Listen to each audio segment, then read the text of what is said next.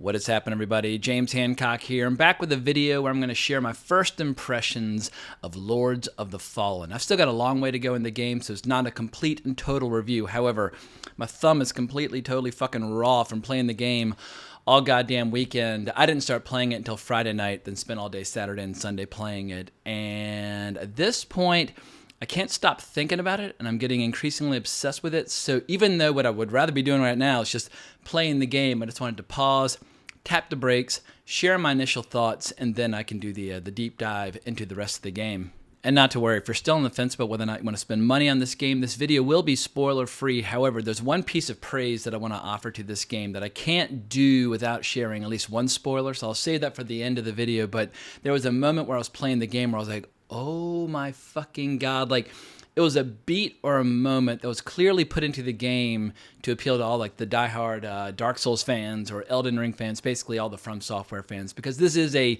Souls-like experience. And obviously at this point, Dark Souls has become like a genre unto itself, or Souls-like, whatever you want to call it.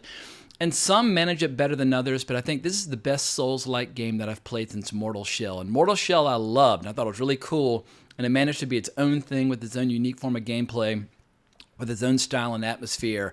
And that's hard to do. If you're borrowing heavily from Software in terms of the way the character moves, the way the character is customized, well then you're always going to be compared to the best of From Software.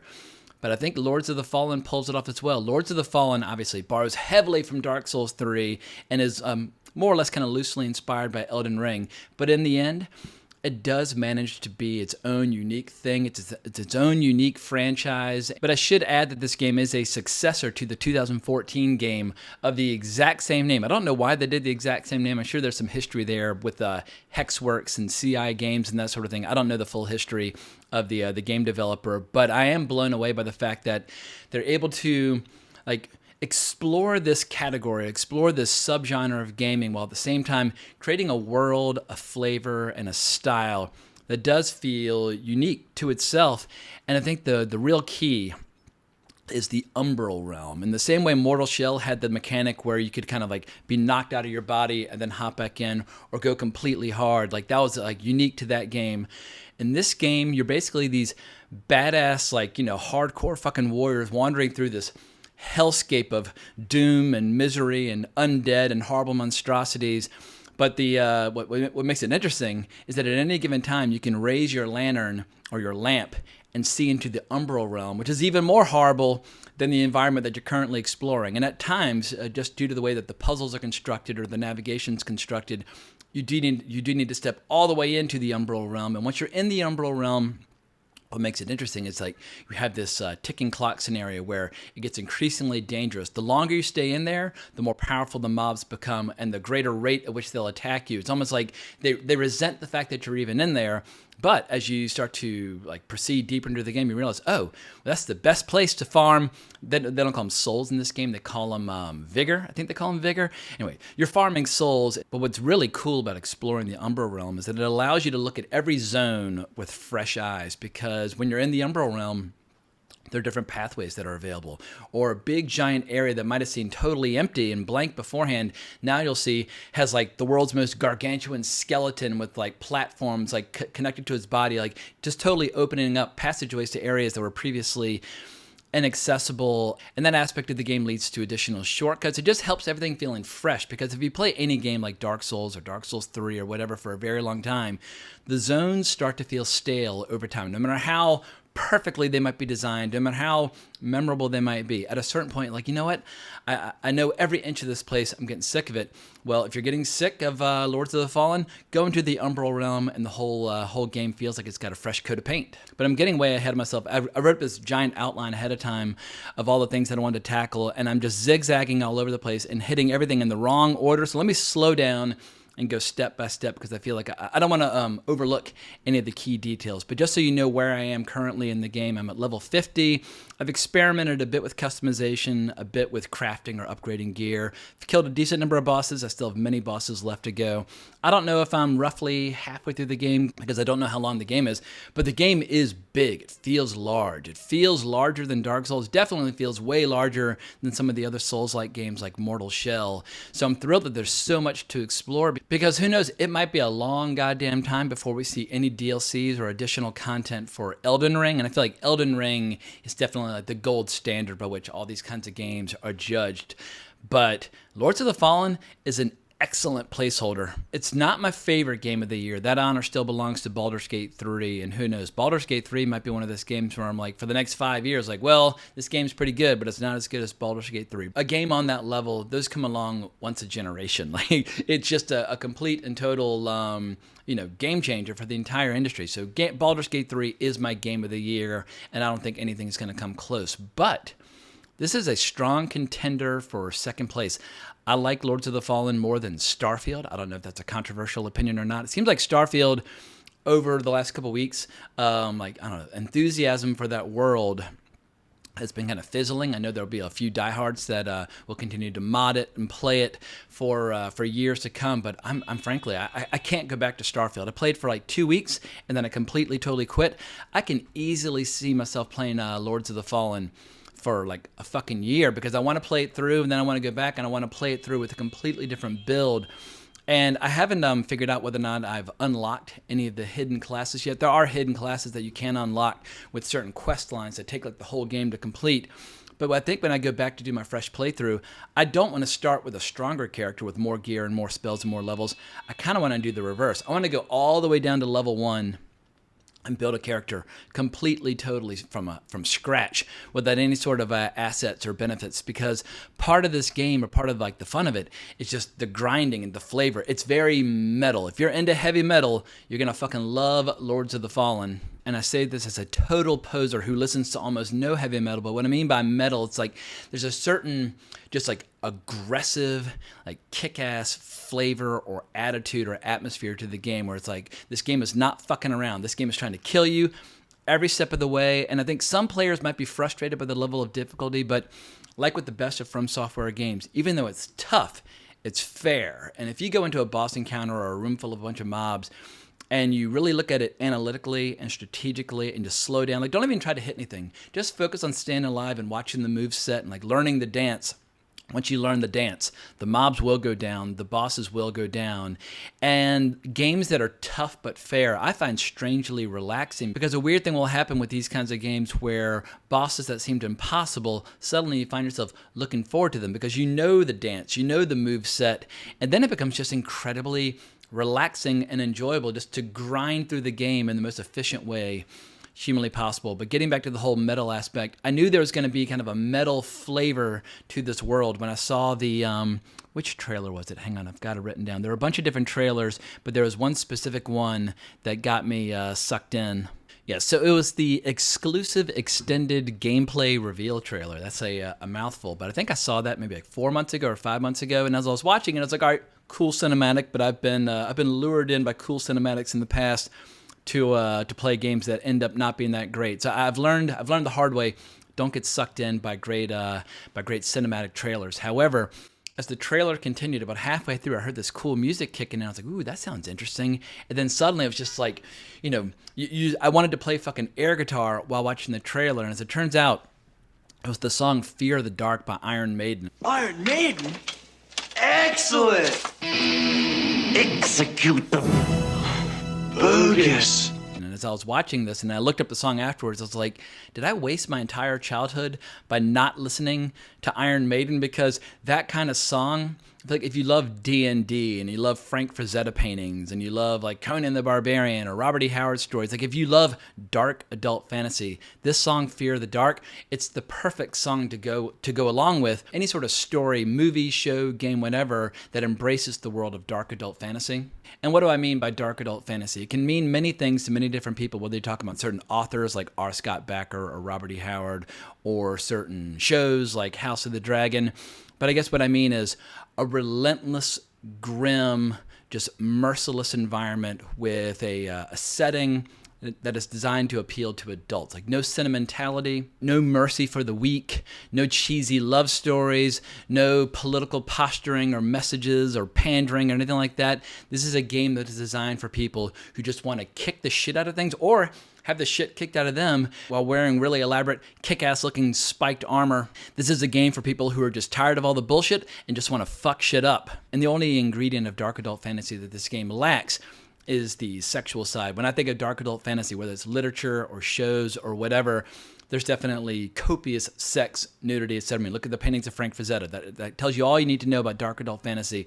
This game has none of that, but it goes so hardcore into constantly presenting the gamer with these horrible monstrosities or these horrific visions that we can forgive the fact that it doesn't include giant tatas for us to enjoy every step of the way. And it's funny, I've been playing the game now for, I don't know, like 20 hours, 25 hours, and I still have no idea like what the fuck the story is. And I kind of like the fact that if someone were to say like, what is the story of Dark Souls? I'd be like, I don't really know. I mean, I spent like thousands of hours in there, but I still don't know what the story is.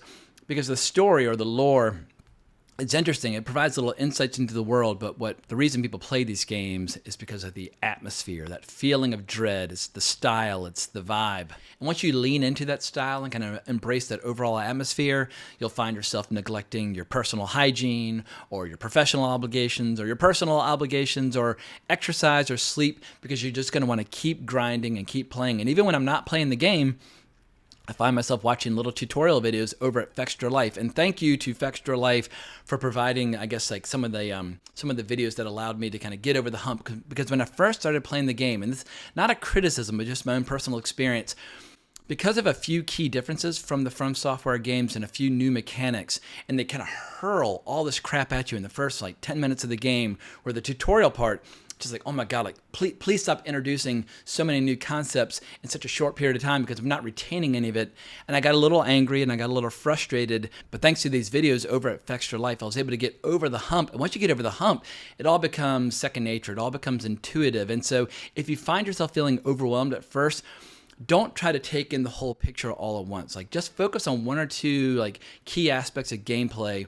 Learn that real well until you feel comfortable, and then start adding more pieces onto your game. It's kind of like a modular thing where like, all right, now I've mastered this, now I can start thinking about this. And so don't try to learn the whole game all at once. Because like many From Software games, there's no difficulty setting. You can't put it on easy mode.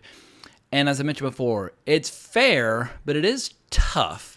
And I'll admit that the first boss that I got to, I was like, Jesus Christ, like, did I take like a wrong turn? Like, is there another like first official boss? Like there's the tutorial boss who's just designed to kill you as quickly as humanly possible and kind of get the game started.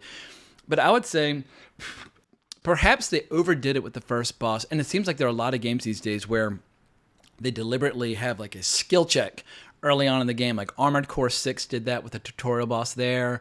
Dark Souls 3 did that, where a lot of people are like, what is going on? Like, why can't I get the game started? And a similar thing happened here. But when I finally got that fucking boss down, I was like, oh, I mean, if you don't have a certain level of punishing difficulty, there's no sense of accomplishment. And I feel like that's sometimes overlooked by some people who just want to relax and enjoy their gaming experiences. Like, I also want to relax, but I want that thrill of achievement. I want that same thrill that I used to experience when back in my days, like well over 10 years now, when I used to play World of Warcraft, where you got a large group of people that are sometimes like trying 40, 50, 60 times to get a boss down. When you finally get it down, like the high fives and the screams and the euphoria and the joy, it's unlike anything else. And when you're playing by yourself, the only way you can come close to that experience is beating a boss after they've kicked your ass many, many times. And because I've been playing a lot of turn-based strategy games as of late, games like Baldur's Gate 3, all my reflexes have kind of died and atrophied. Like my thumb's sore, my hands are hurting, like all my timing is off. Whereas if you play games like Dark Souls 3 or Elden Ring or Sekiro all the time, well then your reflexes are like, they're finely tuned and razor sharp. And I noticed a funny thing happening after I got to the second boss, and he kicked my ass a few times, but I finally got him down. But when I got to the third boss, I one-shotted it. I was like, whoa, I wasn't expecting that. And I wasn't even trying to one-shot the boss. I was just trying to like watch and wait and be patient and observe. And then I got to the fourth boss, and the same thing happened. I one-shotted the fourth boss. I was like, and I think I was finally getting over the hump and kind of getting back into this world and recognizing like you can't just sit back and relax and enjoy the game. You got to kind of sit up and pay attention and observe. If you're not observing the boss very carefully to see what their moves are, well, then you're going to get your ass kicked, because this game, like Sekiro, employs a parry mechanic where whether you're using a shield or just parrying with your weapon, not only do you want to block the attacks of your enemy, you want to stand right in front of your enemy, and wait for the precise perfect moment to block, because if you get a perfect parry, you'll take no damage and you'll block their attack. And early on, I was trying to avoid using the parry mechanic, but I finally realized just stand in front of the boss, show a little courage, a little intestinal or testicular fortitude, and just learn the timing, like perfect parry, perfect parry, perfect parry, and then get your lick in. Because in Dark Souls 1, if you get a perfect parry in, you can immediately riposte, and it's great, and then you move on. But here, you have to be willing to stand in front of a boss doing all sorts of terrible, scary things in order to get your parries, and also recognizing that not all their attacks towards you can be parried. You just have to learn to recognize, all right, if they're going overhead, dodge. But if they're coming around the side, perfect parry, and slowly but surely, you'll kind of wither away at their defense, and your shots will start doing more damage to them. And what helps on this front is that the game feels very responsive. The rate at which you move, the rate at which you swing, the rate at which you parry, it's how can I put this?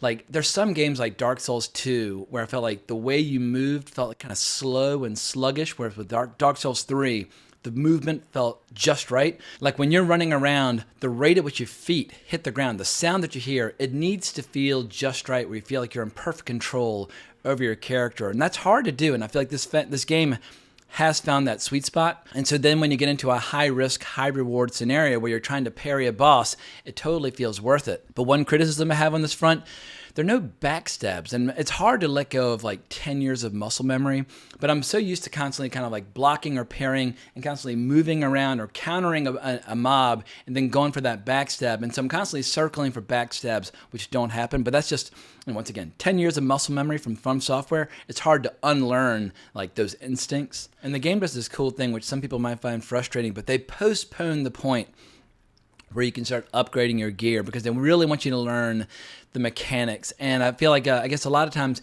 if you find like a room with too many mobs, or you find a boss that you can't kill, a lot of people will say, all right, well, I'm just going to go grind for a few hours, get my health up, get my endurance up, or upgrade my gear. That'll come back and try again.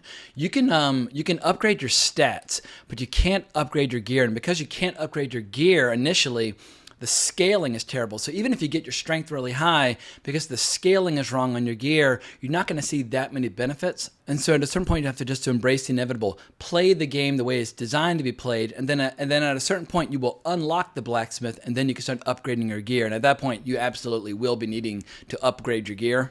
But getting back to the whole style, look, atmosphere, and tone, you can tell that this game is very inspired by the great From Software games of the past, but it's definitely got its own thing going on. Like, it's a little more rugged, a little more brutal, it's a little less slick and elegant. Like when you play Elden Ring, you're like, oh my God, like what a beautiful, magical landscape. It's a landscape full of things that are trying to kill you.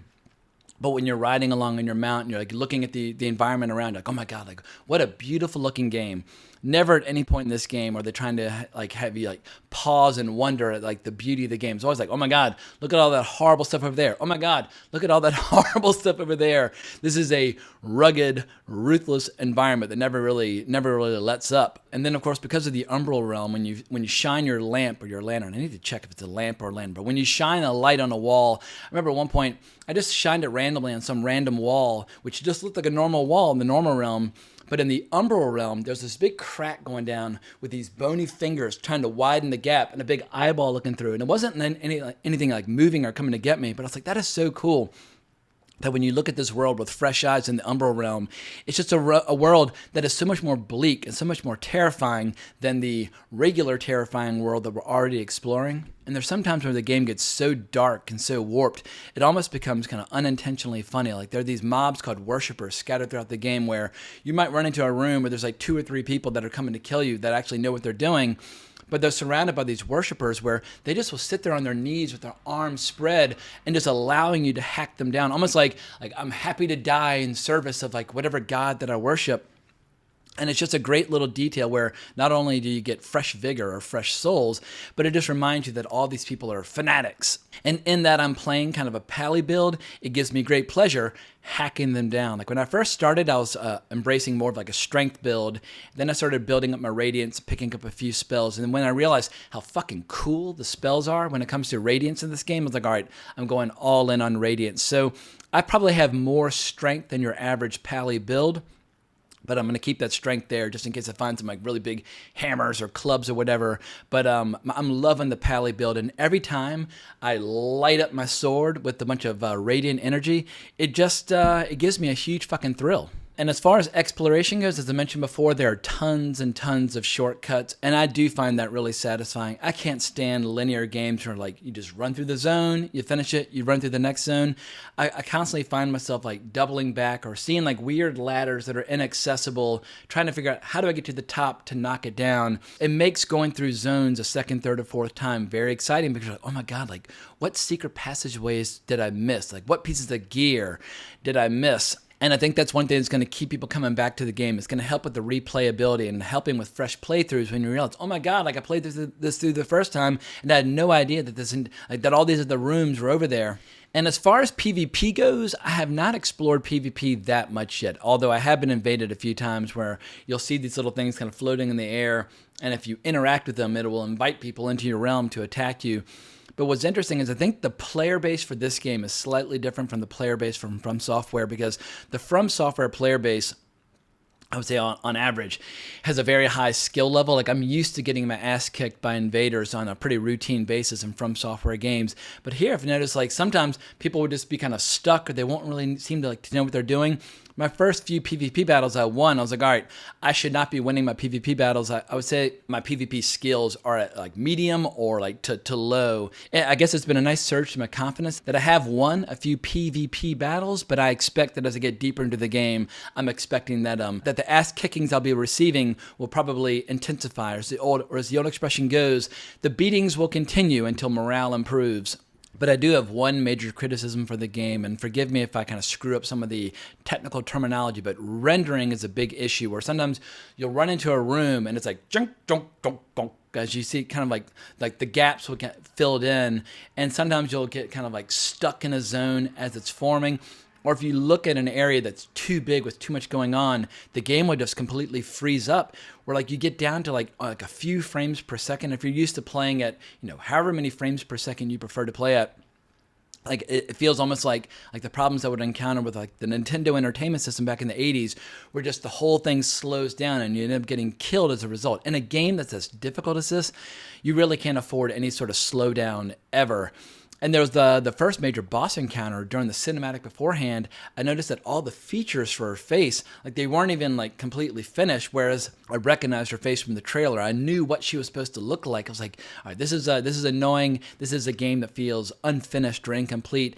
And I've tried messing around with the settings and I'm still encountering problems. So I'm sure we'll be getting some patches on that front in the very near future. But I feel like a game at launch should not be freezing up and locking up and slowing down nearly as frequently as Lords of the Fallen. It is a real problem that needs to be addressed sooner rather than later. And as I mentioned earlier in the video, I do have one major spoiler that I want to share, because I can't give this game adequate praise without exploring this particular spoiler. So if you don't want any sort of clues or whatever, bail out now. But there's a moment in the game after the third boss where, like, this game has a zone that's very similar to Blighttown and Dark Souls, where the first time you play through Dark Souls, you're stuck in Blighttown, what seems like for years, and when you finally emerge from Blighttown after being poisoned and like getting like infected with toxins for days on end and being exposed to no sunlight, when you emerge from Blighttown, you're like, oh my God, like, you feel like euphoria as if you've like been to hell and back and survived to tell the tale. Same thing happens here, where leading up to the third major boss, it's this awful fucking zone where you're constantly dying to fall damage and all this crap. And when I finally got that boss down and I one-shotted it, and I emerged into what looked like a beautiful high fantasy realm, almost like Elden Ring. I was like, oh my God, like I'm feeling that euphoria. Like I can't wait to explore this kind of classic fantasy zone. But it was like the greatest pump fake in video game history, because I walked about 10 feet into that zone and I fell through a trap into yet another boss fight. And that boss fight, it's like nothing but like corpses and this giant, horrible, disgusting monster. And I just started howling with laughter, because the way they introduced that zone, I thought I was going to basically experience like hours upon hours of like that blissful, great kind of high fantasy tone. But nope, they threw me right back into undead and hell and darkness and misery, and the boss fight would end up being a lot of fun, but it almost felt like the world's greatest joke or the world's greatest like wink at the audience, where they know a lot of the people playing this game probably have played Dark Souls a million times through, where they relish that experience when they emerge from Blighttown. And so they gave us that feeling for a few seconds only to snatch it away. And I just felt like it says so much about the vibe and the tone and the atmosphere that they're going for. They're like, appreciate the moments of beauty when they come, but they're going to be brief before we suck you back into just this hellscape of violence and suffering. And that is what the game is going for. So in closing, I'll just say, I think this game rocks. It's an excellent game. I don't think it's an absolute 10 out of 10 game, but it is close enough. And I think it's going to keep me good, plenty busy up through Christmas. And as somebody who craves dark fantasy experiences, I so rarely get that itch scratched by film and television. I would love it if movies like Conan the Barbarian would come along, or movies like Spine of Night, or movies like Heavy Metal, or shows like House of the Dragon would come along more frequently. But they're very rare, and they come along only like once every couple of years. So in the interim, I look to video games to give me those satisfying experiences, or I look to books to give me those satisfying experiences. And yeah, the world of film and television, it lacks the courage or the vision or the balls to embrace a world of darkness like that. And so increasingly when it comes to genre entertainment, I find that video games are more satisfying on that front than film and television. I wish I did not have to say this, because I am first and foremost just a movie lover. But the world of movies just seems unwilling or unable to deliver stories in this kind of vibe, or that embraces kind of atmosphere, style, and flavor.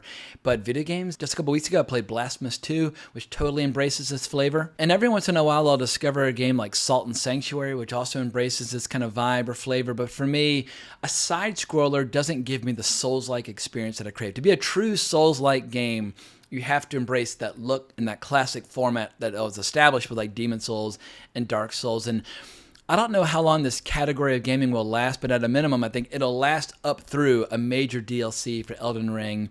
And then we'll see how much this format can be kind of improved upon, or how much innovation will take place in this space. But for the time being, this game is going to keep me very busy. But there it is. I hope you enjoyed my initial first impressions of Lords of the Fallen. I keep wanting to call it Souls of the Fallen because it feels so much like a Dark Souls game, but it is not a Dark Souls game. Like I said before, the biggest achievement of this game is that it manages to stand on its own as like a standalone gaming experience, or a standalone gaming franchise. And I'm thrilled that we have a new gaming franchise to be fired up about in the years to come. And who knows, maybe there'll be a cool fucking sequel in 4 to 5 years time that keeps the Lords of the Fallen world going for a few more years to come. But at this point, I'm starting to ramble. Hope you enjoyed this video. Please consider liking the video, subscribing to the channel, hitting that notification bell, and hunt me down on Twitter at Colbrax if you want to talk more about video games. But thank you so much for watching. I really appreciate it. But more importantly, as always, onwards and upwards.